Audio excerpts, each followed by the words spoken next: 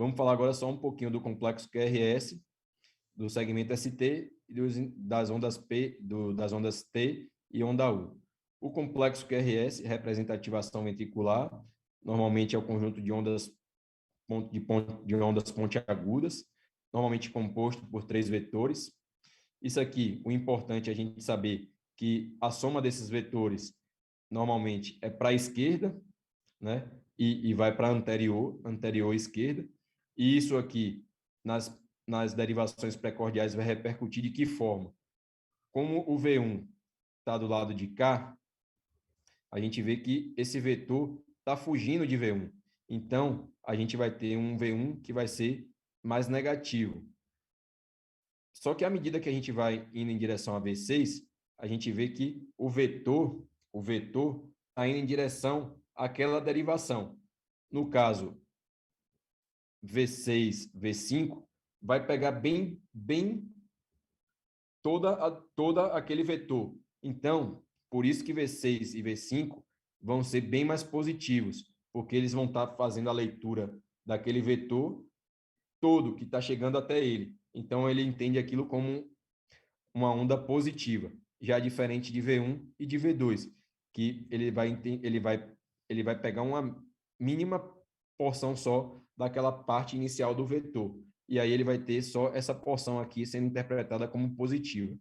Óbvio que isso aqui pode variar conforme dextrocardia, sobrecargas ventriculares e tal, mas isso aqui é um padrão habitual de uma despolarização ventricular num paciente que tem um coração para a esquerda, sem sobrecargas, e um paciente habitual, tá certo? Esse é o padrão que a gente espera nas derivações precordiais. Você vê um complexo QRS menos positivo de V1, até que em V6 ele fica totalmente positivo. Normalmente essa transição acontece aqui em torno de V3 e V4, mais para V3, tá certo? Ele normalmente dura até 0,11 segundos, ou seja, a duração do complexo QRS é até 3 quadradinhos.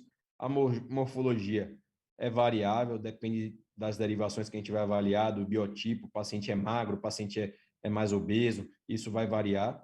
A amplitude vai variar também, de acordo com a forma do paciente também, tá certo? O que a gente considera de baixo como baixa amplitude é o QRS menor do que 5 milímetros nas derivações periféricas, D1, D2, D3, AVR, AVL, AVF, ou se a maior deflexão no plano horizontal, no caso, as precordiais, não ultrapassar 10 milímetros. Isso aí a gente considera baixa voltagem. A onda Q normal, ela é menor do que 25% do complexo QRS, e ela tem uma duração menor do que um quadradinho. O tempo de ativação ventricular ou deflexão intricicoide é o início do QRS ao pico do R. Ele também tem que demorar menos de um quadradinho para acontecer. O eixo elétrico da onda do QRS, do complexo QRS, tem que variar entre menos 30 e 90. Isso tudo aqui é importante, por quê? Porque no eletro a gente pode avaliar ali e ter sobrecargas, tanto ventriculares direitas, ventriculares esquerdas, enfim. E isso também pode repercutir alguma coisa. Aqui, como é que a gente determina esse eixo? Isso aqui, de forma sucinta, a gente vai definir a polaridade em D1 e AVS, em AVF, a primeira coisa, e depois procurar para a derivação isodifásica. E aí a gente tem que lembrar, D1 é perpendicular a VF, D2 é perpendicular a VL, D3 é perpendicular a VR. E aí a gente consegue, só com essas duas informações aqui, matar a esmagadora maioria dos elétrons. Maioria esmagadora dos elétrons, a gente consegue definir o eixo aqui. E aí depois a gente procura pelo maior vetor. Eu vou dar um exemplo aqui. Aqui a gente vai procurar D1 e AVF. D1, a ponta dele está em direção ao braço esquerdo. Então, D1 é positivo desse lado aqui, porque aqui a VF é perpendicular.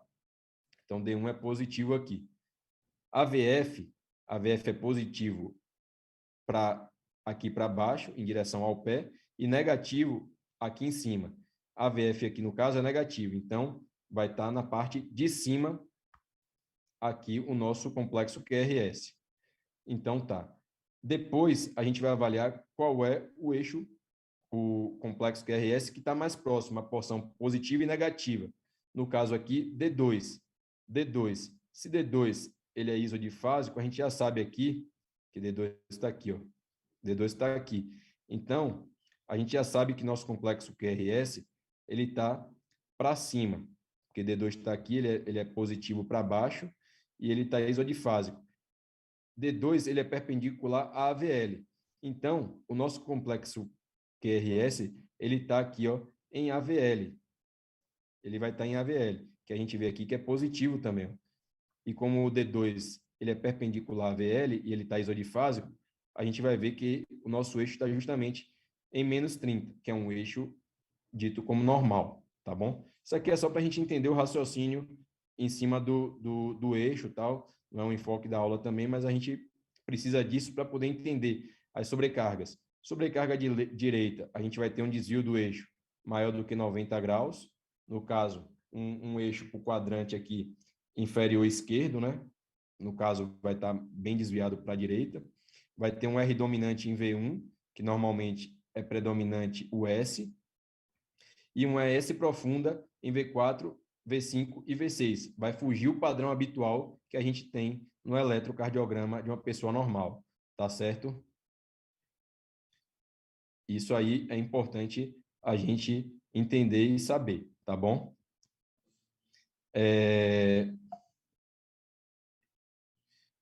Já sobrecarga ventricular esquerda, já vamos ter algumas coisas aí, características. Normalmente a gente vai ter paciente que vai ter sobrecarga atrial esquerda, um desvio de eixo para a esquerda, a gente vai ter um QRS mais amplo, maior, durando mais até do que 2 quadradinhos e meio, 3 quadradinhos, que é o normal do QRS.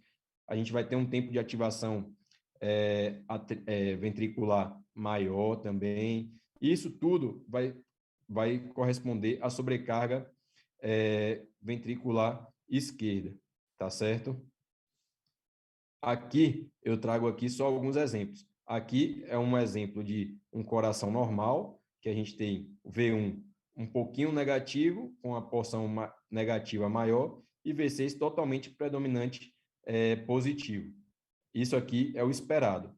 Já a sobrecarga ventricular esquerda, a gente vai ter esse mesmo padrão aqui inicial do coração normal, só que ele mais exacerbado, porque o coração, a porção ventricular esquerda dele está ali ou hipertrofiada, está dilatada, a gente vai ter isso aí de uma forma mais proeminente no eletrocardiograma, como vocês podem ver aqui. Já a sobrecarga ventricular direita é aquilo que eu falei, vai fugir totalmente o padrão normal. A gente vai ter já uma proeminência da onda UR, tá? Conforme aqui a gente está avaliando, e aqui a gente vai ter em V6, nas precordiais, uma porção negativa proeminente, o que a gente não esperaria num coração normal. Isso aqui indica sobrecargas. Isso aqui é só para mostrar bloqueios, tá? Que podem acontecer, bloqueio de ramo direito, bloqueio de ramo esquerdo. A gente tem um padrão aqui de RS, R', orelha de cachorro em V1, com uma onda S um pouco mais proeminente em V6, coisa que não é esperada, tá certo? No bloqueio de ramo direito, tá? No bloqueio de ramo esquerdo, a gente tem como se fosse uma exacerbação também do normal, só que um QRS mais amplo, mais esparramado, mais duradouro, e também com essas deflexões aqui, como se fosse uma torre, né? Principalmente aqui em V6, tá bom? Isso aí significa bloqueios. Bloqueios interfasciculares também são coisas que a gente pode ter em decorrência, né? Que é bloqueio divisional anterior superior, divisional posterior inferior. Isso aqui são ramos são subramos, são divisões do ramo esquerdo, tá? E podem ter esses padrões aqui, que fogem o escopo da aula, tá? Esse inicial aqui é um bloqueio divisional anterosuperior, esse segundo aqui é um bloqueio divisional posterior inferior, tá? Agora aqui eu vou parar um pouquinho mais, porque isso aqui é importante, no monitor. No monitor, que a gente tem na UTI e tal, eu já vi muita gente dizendo que tem infarto só olhando o monitor. Só que aquilo ali é limitado, volto a falar. O eletro ali é uma coisa que a gente tem ali uma limitação muito grande, porque a gente só está vendo uma derivação. Se por acaso, e o segmento ST vai ser justamente onde a gente vai avaliar se tem supradesnivelamento, se tem isquemia, enfim, vai ser um indicativo importante, infradesnivelamento. Se por acaso o paciente tinha ali um monitor, tinha um eletrocardiograma normal, sem nada que chamasse atenção, tal, e começou a ter um infra ou um supra, você tem que pedir um eletro de 12 derivações. Não queira dar diagnóstico de infarto com supra ou infarto sem supra pelo monitor, porque a gente tem uma limitação muito grande em relação a isso, tá certo? O segmento ST vai do fim do QRS até o início da onda T, né? Faz parte da repolarização ventricular, geralmente é iselétrico, em relação ao PR, está no mesmo nível do que o intervalo, do que o segmento PR, e normalmente ele não é para ser, não exceder no infradesnivelamento 1 milímetro. Aqui é só para mostrar que o segmento ST tem que estar no mesmo plano aqui do intervalo do segmento PR. Aqui é um infradesnivelamento e aqui é um supradesnivelamento do segmento ST. Isso aqui significa isso aqui infarto subepicárdico, e isso aqui, isquemia, corrente de lesão subendocárdica, tá certo? Por isso que é importante a gente estar atento a essas alterações do segmento ST. E isso pode repercutir de maneira desfavorável no doente. A onda T representa a repolarização ventricular, normalmente a gente não mede a duração, a amplitude também tem pouca relevância, ela normalmente é arredondada e assimétrica, primeira porção mais lenta que a segunda porção. A gente tem que prestar atenção na onda T, porque ela pode significar isquemia também, isquemia subendocárdica, subepicárdica. Ela pode ser positiva ou negativa, a depender da derivação que você está vendo. Ela é positiva de V1 a V6 e ela pode ser negativa em V1 e V2. E também é negativa em AVR e D3, tá certo? Aqui é só para mostrar ela. Aqui é o normal da onda T. Você vê que ela é mais lenta inicialmente e ela desce mais rápido. Isso aqui é uma onda T normal. Isso aqui já é uma onda T simétrica, né, que não é o padrão habitual, e aqui é uma onda T negativa, que a depender da derivação também não vai ser habitual. E isso tudo aqui, tanto essa questão da simetria quanto essa inversão da T, pode significar isquemia, tá bom? Por isso que a gente tem que olhar todas as ondas do eletrocardiograma. Aqui eu só trago para mostrar que, a depender da artéria que está sendo, que está entupida, tal, que está ali tendo um infarto, tal, a gente vai ter repercussão no eletrocardiograma, tá? Infarto inferior, a gente vai ter o supradesnivelamento do segmento ST de D2, D3 e AVF. Infarto posterior, a gente vai ter de V7 a V9. Infarto anterior, V2 a V4. Infarto lateral, D1 a VL, V5 e V6. Infarto de VD, V3R, V4R. Ou seja, o eletrocardiograma pode dar muitas informações e é o principal exame quando a gente está suspeitando de infarto, porque ele vai ser decisivo para uma tomada de decisão, tá bom? O intervalo QT é um intervalo que a gente tem sempre prestar atenção, porque ele, no caso, a sístole elétrica ventricular, a duração total da sístole elétrica ventricular, ele é medido do início do QRS ao término da onda T, na derivação de maior amplitude e nitidez, que normalmente está em torno ali de V3 e V2 e V3. O intervalo QT é maior nas mulheres e ele varia com a frequência. No homem, um QT maior do que 0,400 segundos e na mulher maior do que 0,470 segundos é um QT prolongado. E a gente tem que ver medicações, isquemia, a gente tem que ter uma série de coisas ali na mão. Aqui é a forma que a gente vai medir o QT corrigido, para a gente fazer aquela conta para poder ver se o QT está alterado ou não.